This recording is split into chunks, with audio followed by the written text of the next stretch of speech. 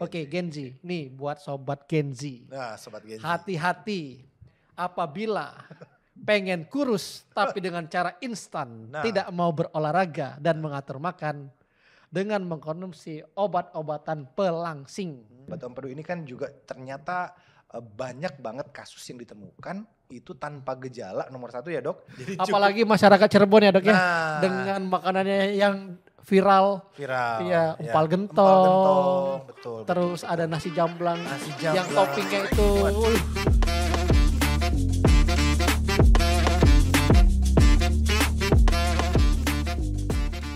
Halo semuanya Sobat Sentra, ketemu lagi bersama saya Dr. Helmi di Sentra Stage. Kali ini kita akan membahas topik yang juga tidak kalah menarik, yang sering kali ditemukan oleh teman-teman sebagai praktisi atau sebagai dokter spesialis bedah terutama di rumah sakit ataupun juga di klinik seperti itu. Nah, topiknya sore hari ini adalah batu empedu atau kolelithiasis. Untuk kupas tuntas nih soal penyakit ini, saya sudah ditemani oleh narasumber pada sore hari ini.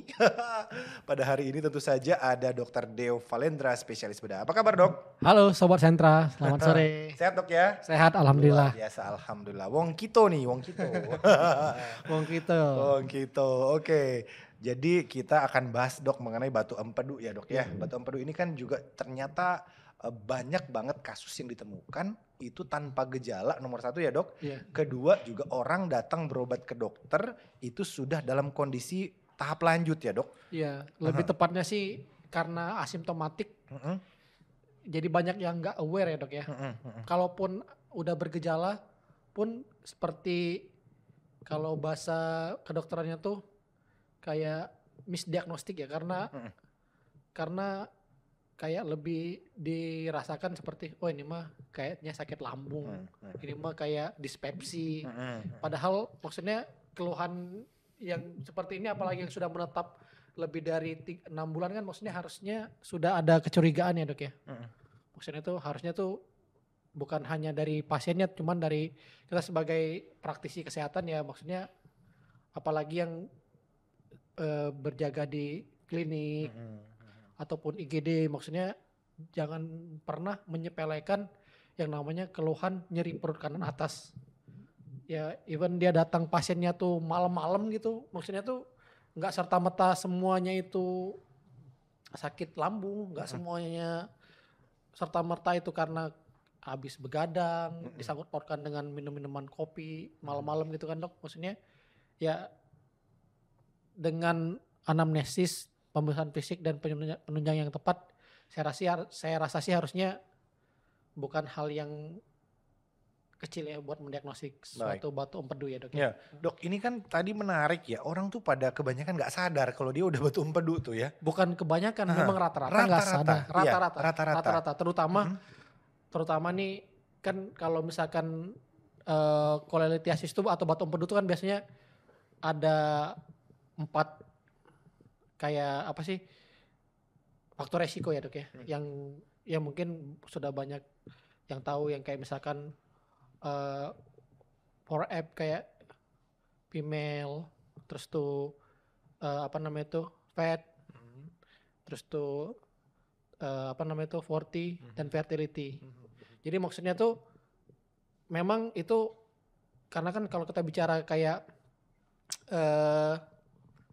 epidemiologi gitu kan, maksudnya Angka kejadian. Iya, angka kejadian juga memang faktor resiko yang paling banyak itu terutama wanita. Makanya dirumuskan biasanya pada wanita yang 4F tadi, kayak yang female, 40, terus tuh fat dan fertility. Jadi maksudnya tuh harusnya tuh dengan adanya keluhan misalkan kayak sering mengeluhkan nyeri ulu hati, bahkan kayak misalkan kayak ya terasa nyeri, apalagi sudah sampai terasa seperti menembus punggung gitu ya dok ya.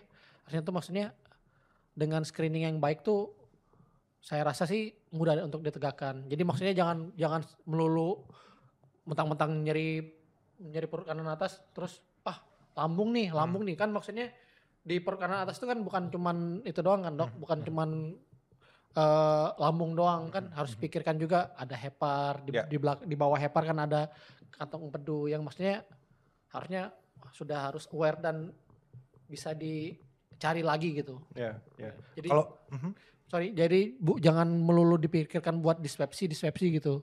baik, oke. Iya. Nah tadi kalau boleh saya sederhanakan dok Iya. istilah 4F tadi ya. Iya. Jadi itu mungkin bisa jadi semacam jembatan keledai boleh Iya. ya. Supaya juga sobat sentra di Iya. luar sana bisa tahu bahwa 4F ini ada F yang pertama itu female. Kenapa female artinya perempuan. Iya, Dok ya? betul. Perempuan menjadi salah satu kelompok faktor berisiko tinggi. Iya. Ya, kemudian F yang kedua adalah 40 di atas 40 tahun. Ya, faktor resiko usia. Faktor resiko usia. Jadi mereka tidak hanya perempuan nih, siapapun yang berada di usia di atas 40 tahun beresiko, Dok ya. Resiko betul. Kemudian F yang ketiga adalah fat, lemak. Lemak atau obesitas. Atau obes. Nah, ini nih. Jadi siapapun sobat sentra yang merasa obes itu juga harus aware ya. Iya. Kemudian F yang terakhir adalah fertil atau fertil. banyak anak. Dengan angka kehamilan lebih dari 2. Oke, dua anak. 2 anak. Oke, 2 anak. Oke, jadi sudah cukup jelas nih. Tanda 4F ini mudah-mudahan jadi pengingat, mempermudah ya Sobat Sentra untuk menyadari bahwa ini bisa menjadi faktor resiko. Iya. Luar Minimal biasa. dengan faktor 4F ini tuh harus ini ya dok ya, harus maksudnya harus mulai aware dengan screening mendasar seperti sering cek kadar medical check up lah gitu. Ya.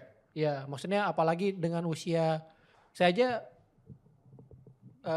maksudnya tuh dari tahap kehidupan Indonesia tuh kayaknya harusnya di atas 35 tuh harus mulai aware ya dok ya dengan medical check up gitu ya dok ya. Karena ya kita kan nggak tahu yang namanya metabolisme tubuh kan makin usia kan semakin regenerasi sel juga berkurang gitu kan, maksudnya apalagi dengan tingkat kesebutan, stres gitu kan nggak semua orang Indonesia itu bisa mengatur pola hidup, dan memang kita secara subkultural juga emang dilahirkan dengan nenek moyang yang pintar masak.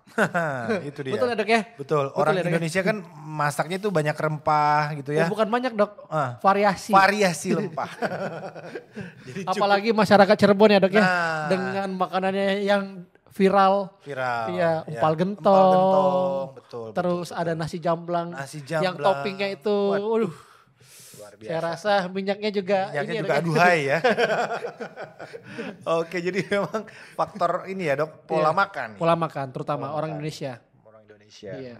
Apalagi ya kita di daerah Gempol, Cirebon dan sekitarnya ini ya tadi dokter Deo bilang makanannya itu lebih ke banyak lemaknya. Iya. Banyak lemaknya. Begini dok, saya mau tanya, apakah memang sama sekali kita nggak boleh lagi begitu kena batu empedu, udah nih stop, tidak boleh lagi makan yang mengandung lemak? Apa masih boleh atau ada batasannya? Sebenarnya masih boleh dok. Masih boleh. Karena kan maksudnya lemak kan juga dibutuhkan sama tubuh kita untuk metabolisme kan ya, oke. Terutama ya untuk kayak apa namanya tuh melarutkan hemoglobinnya untuk memecah sel darah. Maksudnya ada banyak, kalau misalkan kita sesuai dengan kebutuhan dan tidak berlebihan masih perlu. Pun misalkan sudah dilakukan operasi pengangkatan batu empedu juga sebenarnya boleh, cuman dengan batasan ya tertentu. Dengan ya harus diingat kalau misalkan kalau sudah dilakukan pengangkatan kantong empedu ya sudah tidak ada tempat penyimpanan, istilahnya kan gitu ya dok ya, penyimpanan untuk kantong empedu. Jadi maksudnya angka terjadinya hiperkolesterolemia atau peningkatan kadar kolesterol tuh cepat sekali tinggi ya. Maksudnya harus disadari itu. Ya nanti kalau misalkan memang sudah terjadi dilakukan tindakan pengangkatan kantong empedu ya sebaiknya dilakukan kontrol berkala ke dokter spesialis gizi klinik. Harus di-maintain dengan kontrol berkala itu. Betul. Jangan serta-merta kantong empedunya udah diangkat, wah bebas merdeka nih, gak ada sakit-sakit lagi nih. Jangan dong. Jangan, tetap harus dikontrol. Iya, maksudnya bebas satu penyakit nanti malah kolesterol. Kan kolesterol juga bisa menyebabkan penyembuh darah, kan bisa terjadinya stroke, darah tinggi gitu kan dok ya. Macam-macam. Oke, Dok Deo, ini batu empedu ini kan juga bisa terjadi penyumbatan di kantong empedunya, bisa juga di saluran empedunya. Jadi juga. Gejalanya apakah sama nggak dok? Penyumbatan itu di saluran dengan di kantung, sama ada pankreatitis kalau nggak salah dok ya? Bukan, kalau jadi gini ya dok ya, sebenarnya kalau secara diagnostik itu kalau kolelitiasis itu batu di saluran, di kantong empedu. Di kantong. Kalau misalkan di saluran adanya, kalau misalkan ada di kantong dan di saluran itu namanya kolidokolitiasis. Jadi ada batu. Jadi sebenarnya batu yang sama. Batunya sama. Cuman sudah bermigrasi atau sudah pindah ke, Oke. karena saking banyaknya kan dok ya, saking banyaknya itu biasanya tuh batunya sudah pindah ke lebih bawah lagi. Dia turun ya? Dia turun ke, Karena pelebaran. iya karena sudah ada pelebaran dari apa namanya itu kantong empedu, terus ada saluran empedunya juga sudah mulai melebar. Batu yang ada di dalam empedu itu kan, ketika batu empedu itu disekresikan untuk misalkan ada makanan yang banyak mengandung lemak dari storage atau dari penyimpanan kantong empedu itu, dari gallbladder itu, maka karena batu itu ukurannya kecil dok ya, bisa pindah ke lebih bawah.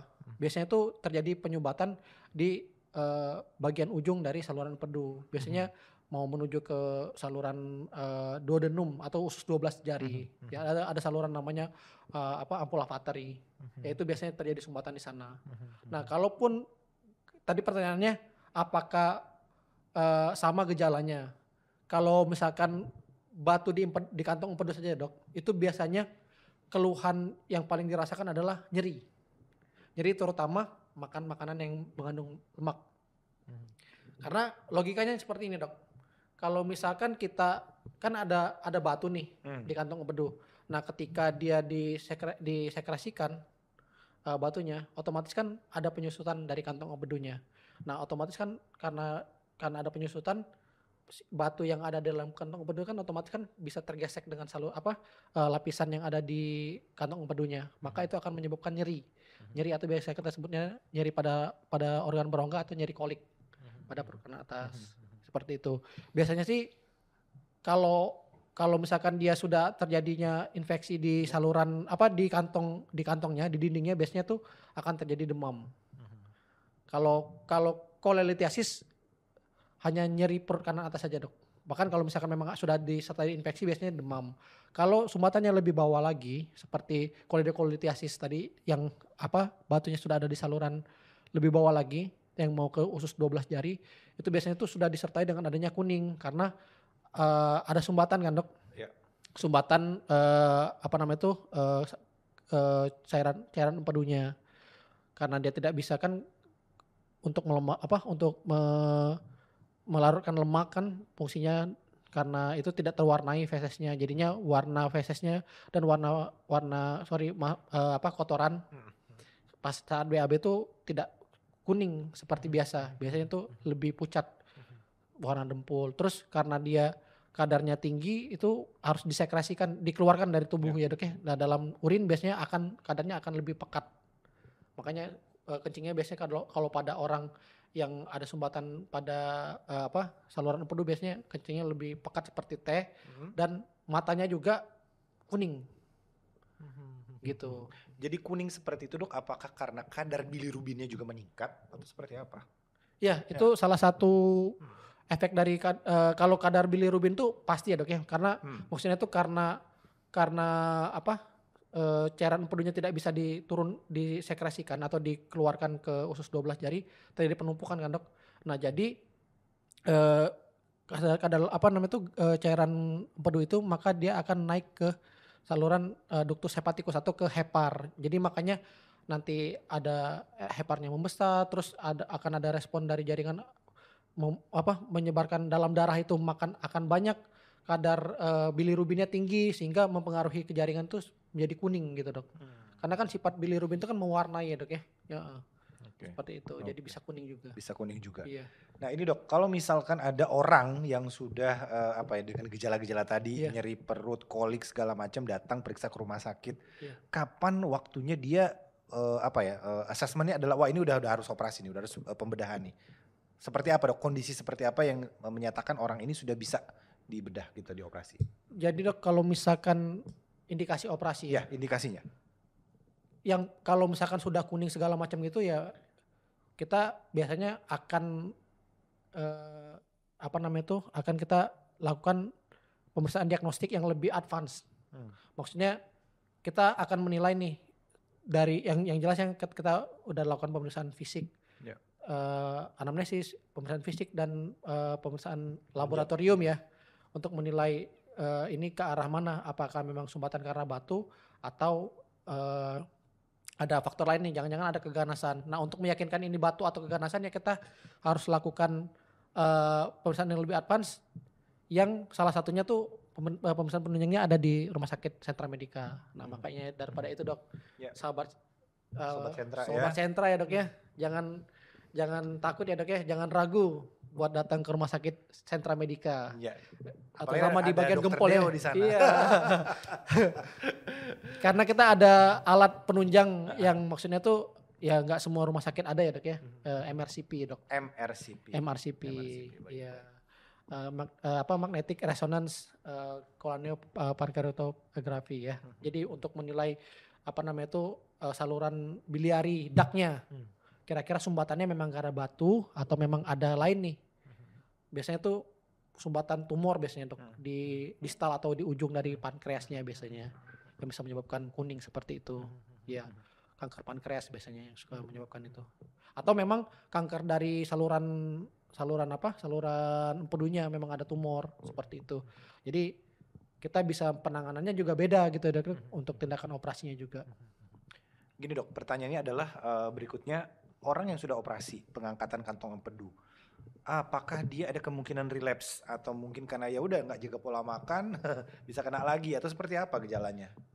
Jadi kalau misalkan ini banyak ya dok ya. Jadi maksudnya pertanyaan yang pasti ditanyakan sama sebelum operasi. Jadi dok, kalau misalkan kita sudah diangkat kantong empedu, kira-kira bisa ada batu lagi nggak dok? Jadi maksudnya jawabannya ya nggak bisa, karena maksudnya karena kan yang membuat batu itu adalah statik atau terkumpulnya cairan empedu yang ibaratnya mengendap gitu ya dok ya, endapan dari cairan empedunya. Karena kantongnya udah nggak ada, mau mengendap di mana lagi kan istilahnya kan gitu kan dok ya. Jadi nggak mungkin, maksudnya tidak mungkin.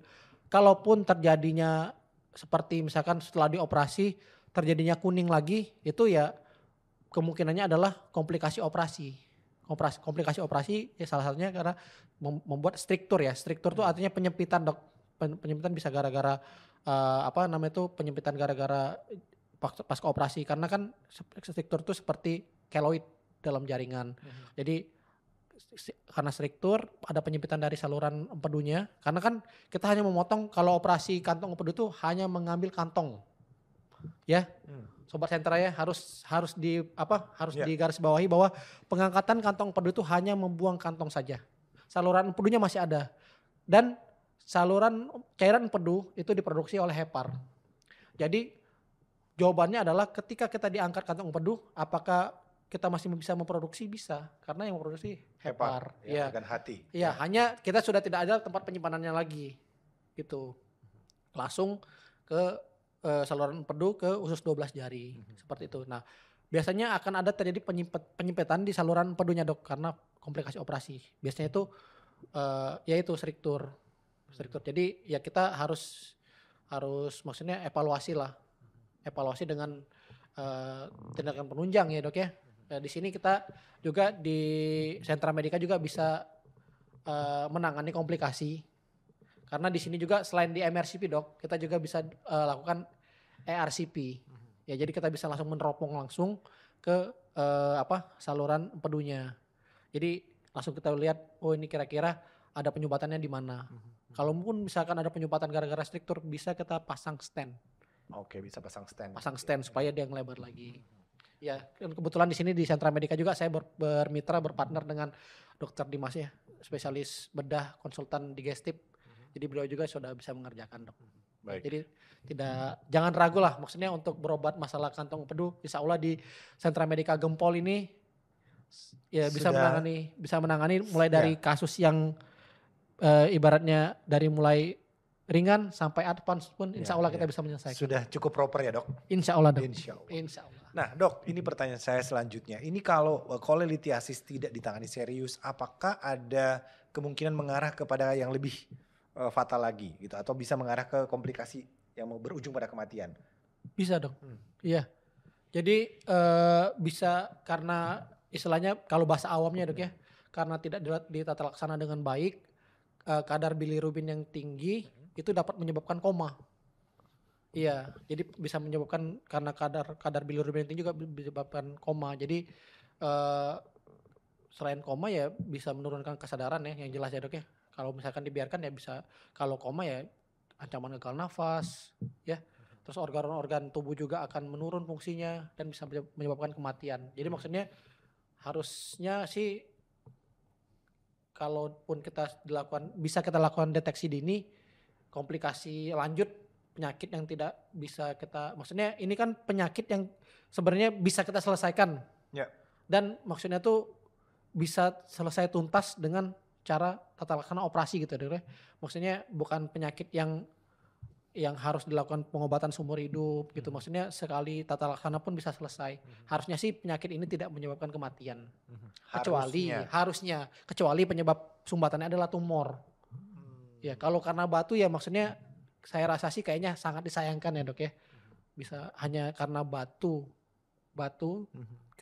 kita tidak terlaksana dengan baik bisa menyebabkan kematian tuh kayaknya tuh kayak misalkan ya sesuatu yang disayangkan aja gitu. Disayangkan ya. Tadi yang ancamannya adalah hiperbilirubinemia ya.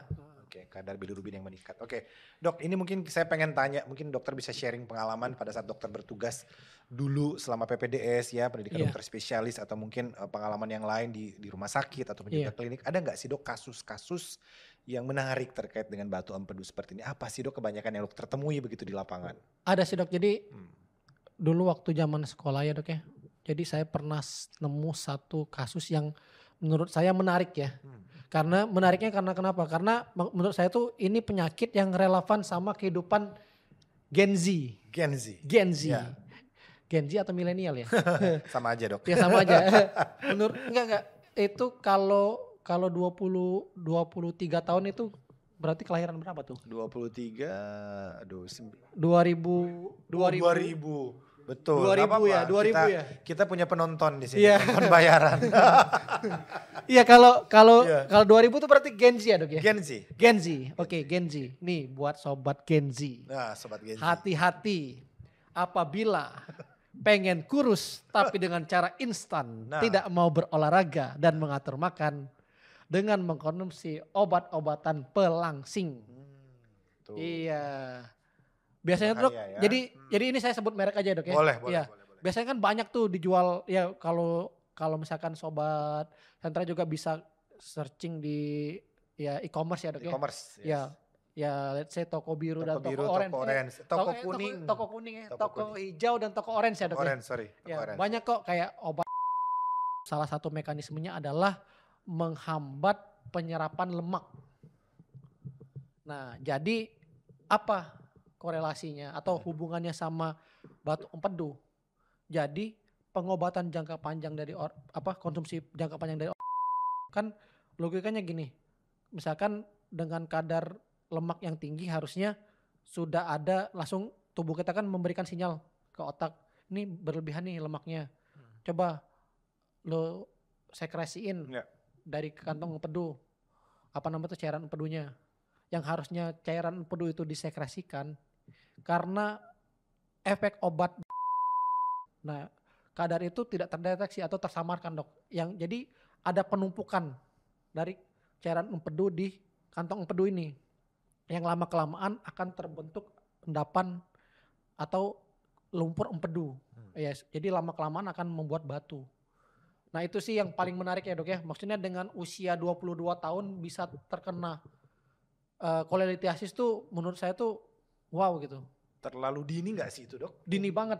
Iya, selain pernikahan itu juga itu seru juga sih sebenarnya. Batu empedu dini ya. Iya, batu empedu dini tuh selain pernikahan tuh kayaknya itu seru ya. Maksudnya tuh harus sering diedukasikan gitu ke Gen Z bahwa maksudnya tuh kalau mau kurus tuh jangan instan gitu dok. Karena yang instan tuh cuman mie doang kayaknya. Pakai telur ceplok. Iya, dok, bener nggak dok? Iya, betul. Ya maksudnya kalaupun misalkan mau kurus,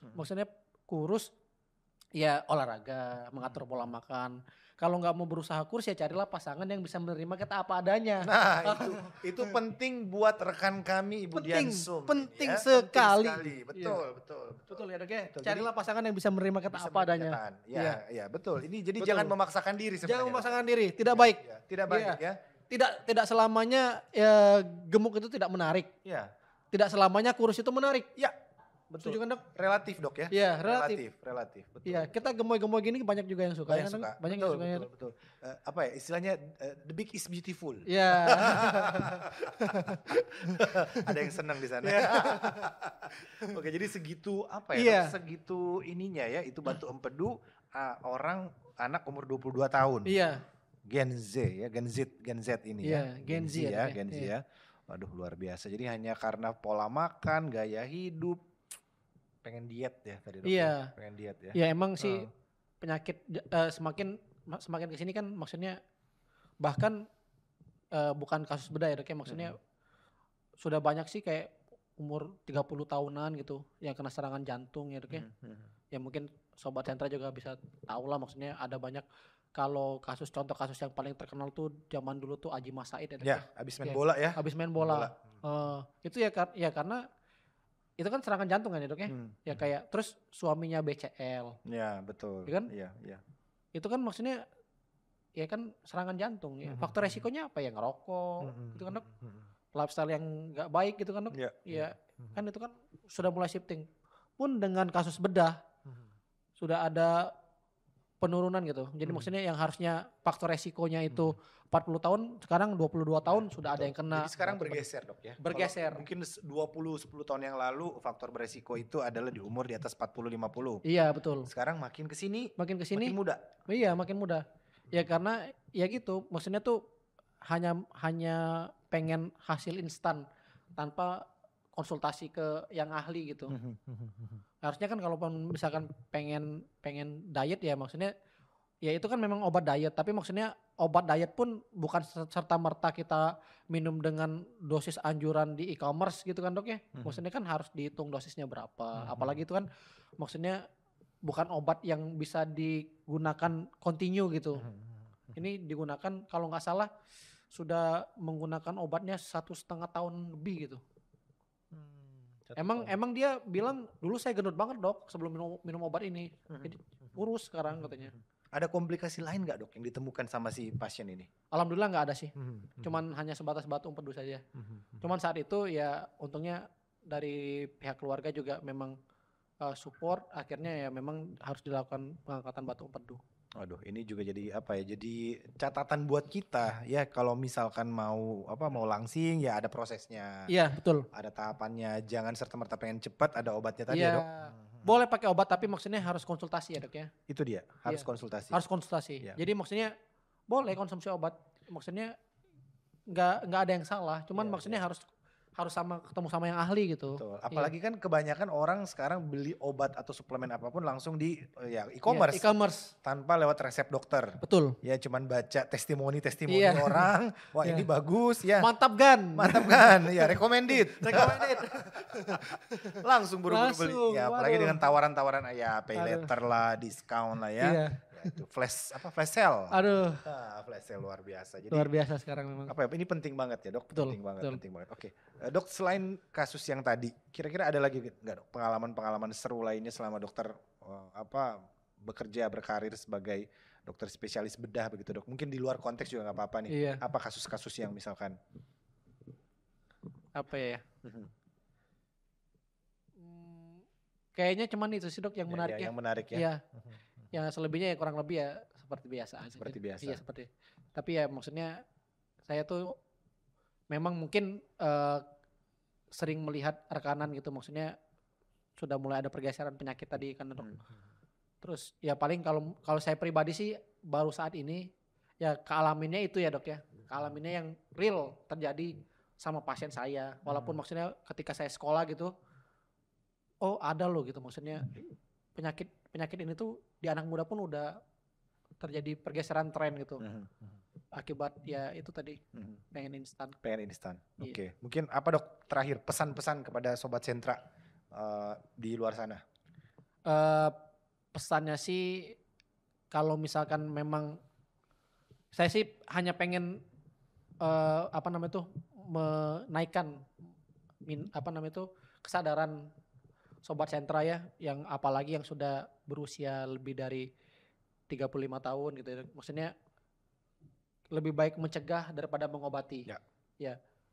Lebih baik kita bayar paket yang maksudnya di sentra medika kan banyak ya dok pilihan paketnya, kayak screening dasar, screening kolesterol, maksudnya lebih baik kita bayar yang enggak begitu mahal daripada nanti kita harus membayar yang tagihan yang lebih mahal lagi untuk pengobatan penyakitnya gitu. Ya screening aja, maksudnya kalaupun misalkan kita udah tahu dari sekarang kan kita udah tahu dari umur 35 kita udah tahu bahwa kita ada gangguan di kolesterol. Ya maksudnya dengan kita tahu ada masalah peningkatan kolesterol, kita bisa mencegah pertama batu empedu, bisa mencegah terjadinya hipertensi, sakit jantung, stroke gitu kan oke. Maksudnya saya tuh pengennya tuh sobat sentra itu aware gitu akan screening dasar, terutama yang lebih pada usia 35 tahun. Di atas 35 tahun. 35 tahun. Ya, memang apa ya dok, kata pepatah bilang mencegah lebih baik daripada mengobati, itu masih relevan. Betul. Ya, masih relevan. Sedia payung sebelum hujan. Iya. Ya, kalau itu benar dok. Basah. Iya. Iya. Baik. Terima kasih sekali lagi Dokter Deo. Sama-sama. Ini kita ngobrol-ngobrol bukan hanya sobat sentra saja yang dapat ilmu, dapat wawasan, tetapi saya juga dapat pengalaman baru dari cerita-cerita Dokter Deo ya. Sama-sama saya dok. Juga nggak nyangka ada anak 22 tahun langsung batu empedu. Luar biasa. Jadi perlu dicatat sekali lagi, screening ya sobat sentra, deteksi dini itu screening. Jangan ragu, jangan khawatir melakukan deteksi dini. Betul. Ya, apalagi di sekitar Gempol sudah ada Sentra Medika Hospital ya. Bisa MCU, medical check up dengan berbagai pilihan mulai dari screening basic kolesterol dan juga paket-paket yang lain. Ya, oke. Sekali lagi terima kasih dok. Sama-sama dokter. Sehat selalu Dokter Deo. Ya, jangan kapok, kita undang ke Sentra Stage. Siap. Oke, Dokter Deo dan saya Dokter Helmi terima kasih. Pamit undur diri dan kita ketemu lagi di Sentra Stage berikutnya. Sampai jumpa.